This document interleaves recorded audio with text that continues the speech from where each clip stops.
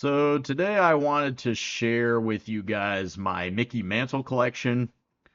So as the title of this video attests, my Mantle collection is pretty modest. While I like Mickey Mantle, of course, who doesn't like the Mick? I'm not necessarily the biggest Mantle guy around, so just not a huge Mantle guy.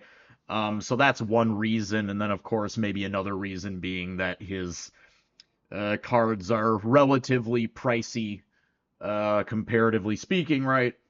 But let's get into these cards. So first up, I'll show you guys this one. This is the 58 All-Star Selection.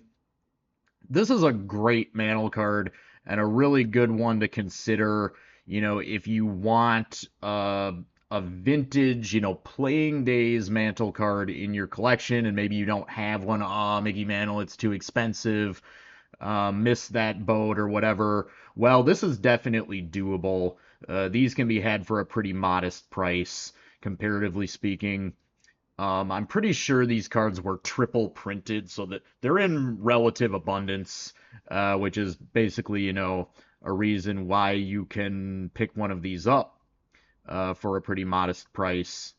So this is just a great looking card and a great option, again, if you want a vintage Mantle card. And then I've got the 59 Tops.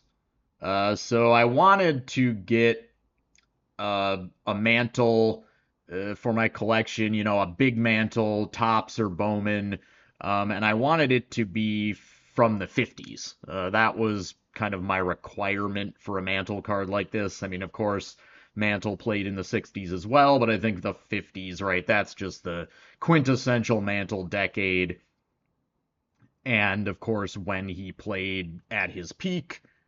So I got this 59 Tops. I think this is a great looking card, really centered, looking really good for a 2.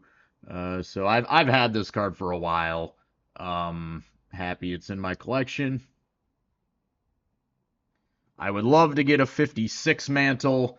I think if truth be told, if I went after another Mantle, I would probably want to get the 56 Tops. My favorite Mantle card is actually the 52 Bowman. But at this point, that one is probably out of my reach. So then we've got the 62 Top stamps. So these, of course, were not real stamps. They're just collectible and blank on the back. So I got the Mantle. I think this would be another option for a reasonably priced Mantle, vintage Mantle for your collection. Just something to consider. And then I've got this here, a 1962 exhibit. And this is from the 62, the stat backs. So this year, they did stat backs. So you can see, and it includes his minor league stats, which I really like about it. I think these stat backs, I don't know if all of the cards do, but some of them come in both red, like this one, and black on the back. So instead of red, it would be black. I prefer the red a little more. I think it gives it some pop. But enough of the back. Sorry, here's the front. So in line with the theme, I would say that this is another modestly priced Mantle option, these exhibits. And just a great looking card. So, all right, and then the final thing in my Mantle collection is definitely the rarest piece, and that's this. It's not a card, but rather it's a kind of magazine or program. And this is a Japanese, as I said, magazine or program from 1955 with Mantle on the cover there. And this was sold for the 1955 Yankees Tour of Japan. So shortly after the 55 World Series, in which the Brooklyn Dodgers finally beat the Yankees, the Yankees went off to Japan for a goodwill tour of the kind that was pretty common in those days between the U.S. major leagues and Japan. The title uh, of this is basically the Yankees coming to Japan, and this was published by the Mainichi newspaper. And so like I said, Mantle on the cover. This is just a beautiful cover. Down there in the small text, it declares him the home run king.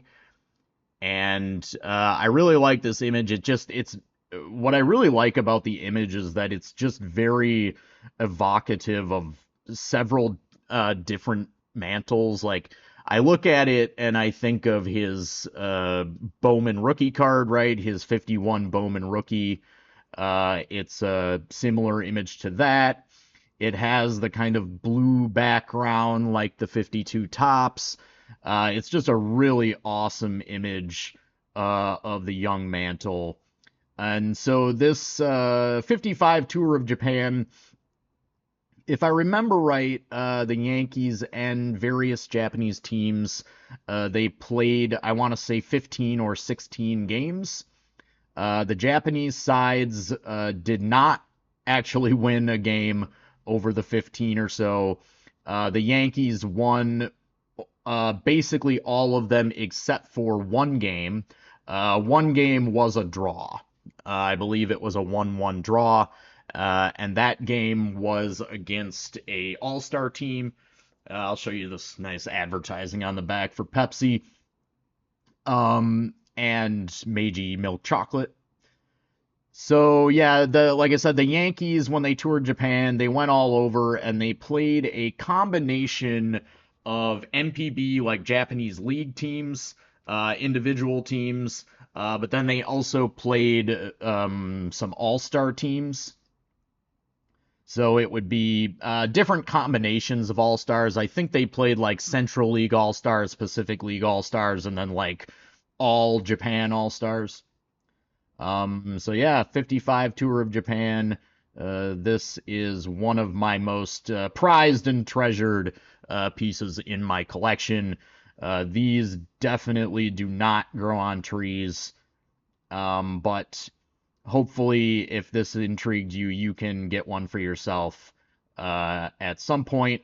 I do actually plan to do an extensive write-up about this and the 55 Tour at some point, and that would probably be in the distant future, to be honest. I want to write about this and show you inside and things like that. Maybe in the future on my blog, my vintage Japanese card blog, that is called Nippon Baseball Retro. I will try to remember to put the link to that in the description or a pinned comment, so you can check that out.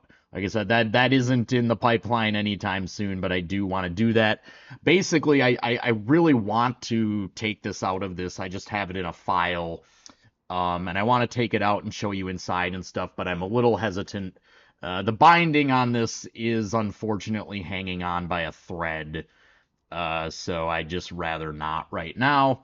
But hey, maybe when I'm feeling a little more bold, and I'll do that in the future. So, all right, guys, that's it for me as always. Thanks for watching. Peace.